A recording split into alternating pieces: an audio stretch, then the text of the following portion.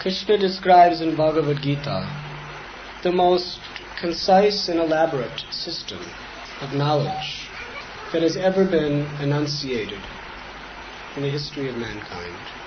Krishna says in Gita, Jnanam teham zivigyanam idam vaksham yasheshata yajgyatva nehabhyuno gyatavyam abhishishyati.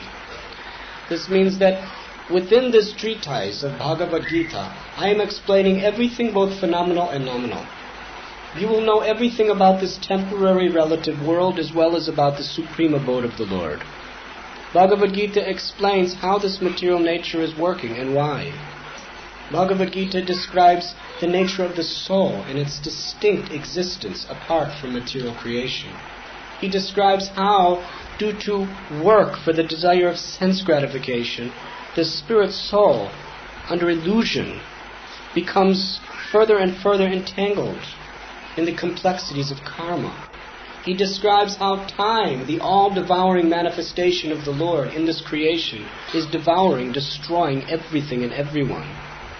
And he also describes his very own personal nature, how he is the source and the basis of the impersonal Brahman, and how his divine personality is the supreme realization of the absolute truth.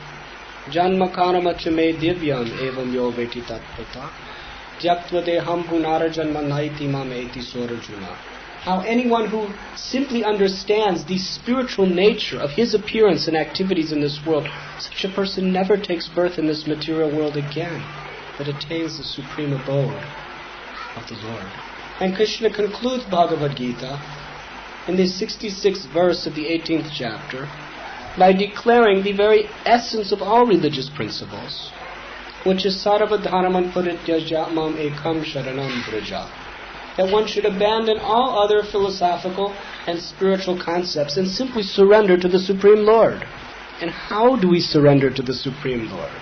That Krishna describes. Manmana bhavamad bhakto madhyajim nam namaskuru mam evaishasi satyante pratijani priyoshi.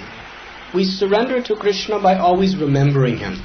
This is the very basic principle of all great religions of the world, to always remember the Supreme Lord of our life and to always execute His will at every step of our life. In the Srimad Bhagavatam, Sukadeva Goswami repeats the same essential message to Maharaj Parikshit. Maharaj Parikshit was cursed to die by the son of the great Brahmin, Samik Rishi, whose name was Shringi. In 7 days, he cursed him that the very powerful mystic snake bird would bite him on the foot and cause his death. Maharaj Parikshit, being a very sober and saintly person, rather than trying to avoid the inevitable death, he welcomed the news and accepted that we are all about to die. Society is trying to make so many arrangements to prolong the time delay between birth and death. But the great souls, they try to purify and perfect their consciousness with whatever time is at their disposal. Sukadeva Goswami told Maharaj Parikshit that don't be attached to living a long life. The trees live thousands of years, but what is the quality of their life? They are simply standing in ignorance. Sukadeva Goswami told Maharaj Parikshit, better to have one moment of consciousness of God than to live thousands and thousands of years without remembering Krishna. The duty of every human being, and every human being is about to die sooner or later, is to always remember Krishna, to always remember the Supreme Lord of one's life. So Maharaj Parikshit sat for 7 days and heard the narration of how great souls throughout history, in the most prosperous conditions and in the most trying and testing circumstances, how they never forgot the Lord of their life. And then he described the personal glories of Lord Sri Krishna's pastimes in the 10th canto, which are so beautiful, so full of attraction for the souls. The very fulfillment of all our heart's desires can be attained simply by hearing submissively the beautiful Leela of the Supreme Lord.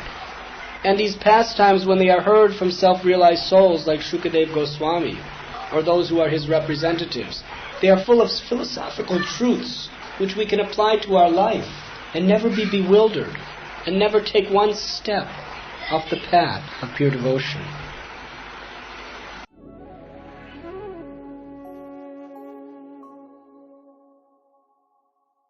You were listening to Radhanath Swami on thesacredconnect.com.